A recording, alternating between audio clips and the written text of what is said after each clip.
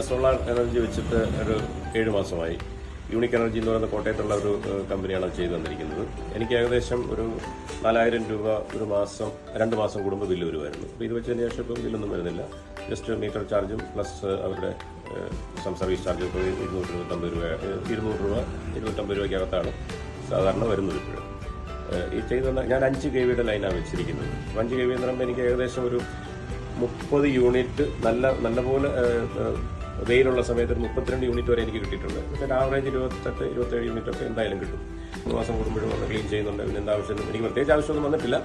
ഇടയ്ക്ക് എൻ്റെ ഫോണിലേക്ക് അതിൻ്റെ ആപ്പ് കണക്ഷൻ ഉണ്ടായിരുന്നു. അപ്പോൾ അതിന് ഇടയ്ക്ക് ഒരു ഡിസ്റ്റർബൻസ് വന്നപ്പോൾ വിളിച്ചു അവർ അന്നേരം തന്നെ വന്നത് കണക്ട് ചെയ്ത് തരുകയും ചെയ്തു. അല്ലാതെ മറ്റാവശ്യങ്ങളൊന്നും ഇതുവരെ വേണ്ടി വന്നിട്ടില്ല. പിന്നെ അദാനി പാനലാണ് വെച്ചിരിക്കുന്നത്, ബൈഫേസ് പാനൽ. അപ്പം അതുകൊണ്ടാണ് പ്രൊഡക്ഷൻ ഒരു പക്ഷേ കൂടുതൽ.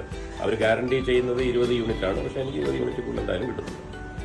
I'm happy with their service.